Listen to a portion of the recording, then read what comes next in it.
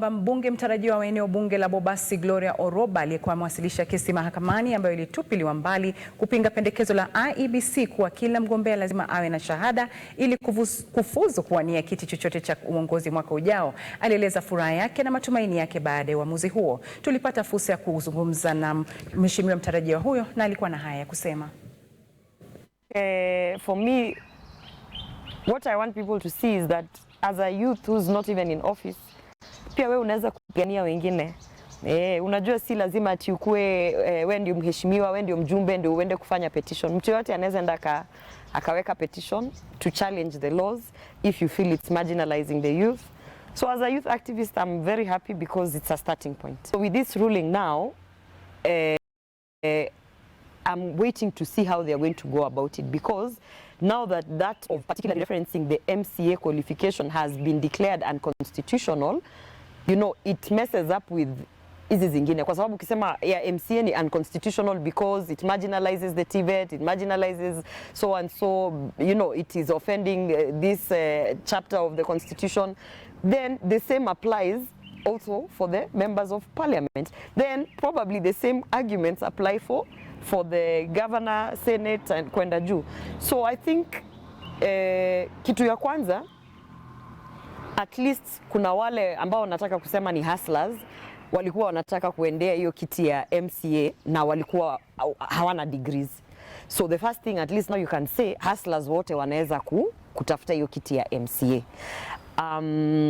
That is the immediate impact that we have now, because you see, if it has been declared unconstitutional, it means then that everyone can vie for that MCA seat. But the second thing is, I'm waiting to see how IEBC will deal with that, because they're supposed to give us the minimum qualifications for nominations, and the same now was going to be used with the parties, so that the parties can now start, you know, sending to the aspirants.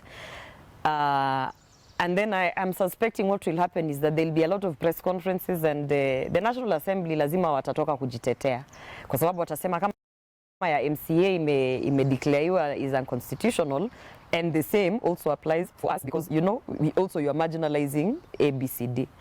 So what it has done, it has disorganized a lot of things, but in a good way, because now we have to really think about how to put minimum qualifications, kwa sababu zinahitajika. Tunahitaji minimum qualifications, and the thing is, what is the job description of an MCA, and what is the minimum qualification an MCA needs to be able to perform that job description. Of course, their job description is not the same as members of parliament, it's not the same as senate, governor, kwenda juu. So I think we've just been given work, tumepewa homework, muende sasa mkae chini.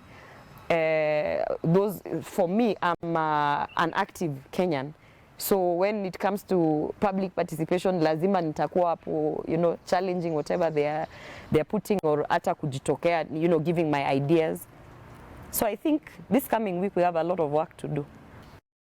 We should be able to elect leaders, any kind of leaders. But when it comes to those committees, because you know the power is with the people. The people are the ones who have the vote.